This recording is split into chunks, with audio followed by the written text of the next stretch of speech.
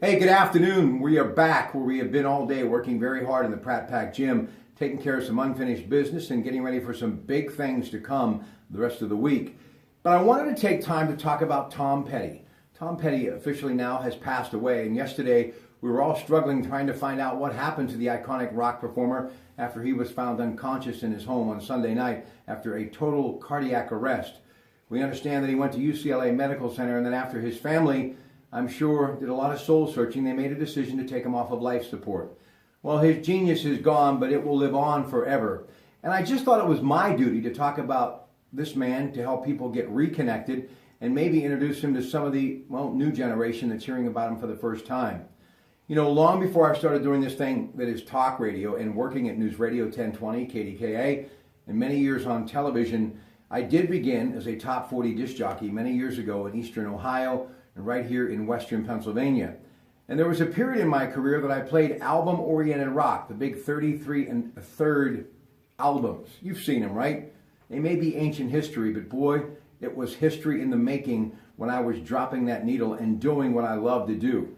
Many nights I would work the midnight shift, so it was just me and the music and a little lamp in the background and, well, folks, 5 hours and 50,000 watts of just pure entertainment. And I got a chance to play those cuts that would go on forever and from bands that you may never have heard of, but at the time, they were extremely important. Well, there was a young man starting to catch on back then who was the head of a band called the Heartbreakers. His name, Tom Petty.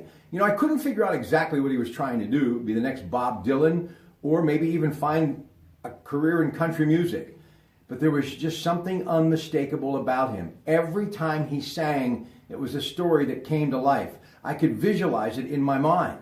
I loved Tom Petty for what he was. He was a guy who'd been quoted many times saying, music is just music. And it's just a way for people to relax and escape that everyday life of 9 to 5. And many of us, well, folks, many more hours than 9 to 5, right? He was a guy who just wanted to take that lunchbox and his guitar and go to work. He didn't expect, 100,000 seat stadiums to come alive. He didn't expect fireworks to go off in the background to make the show larger than life. All he needed was that microphone and his guitar, and Tom Petty could make magic.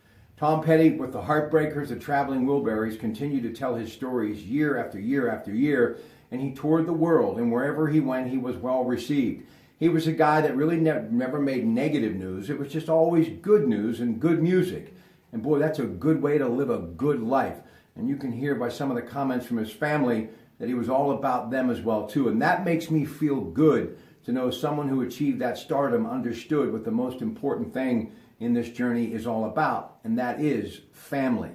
80 million records this man sold, and he was inducted into the Rock and Roll Hall of Fame in 2002. Talking in an article that I was reading earlier today about some of the bands and groups that affected him, Chuck Berry and Roy Orbison.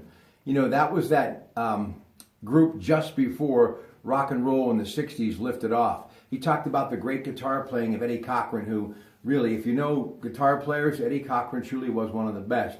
And all of these traditions and this big recipe has been, added to some of the great performers that we know now, today. People like Bruce Springsteen and John Mellencamp. I must tell you, though, I think if they were here, they would tell you the same thing.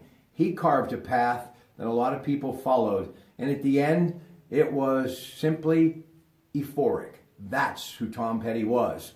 And, they say a lot of times that an artist had an unmistakable sound, but I think if you would ask anybody, he had the sound of none other than Tom Petty. So he's gone at the age of 66, and now we continue to ask questions why. But I think what you need to do is to download a little of his music, sit back, relax, and shut out the rest of the world.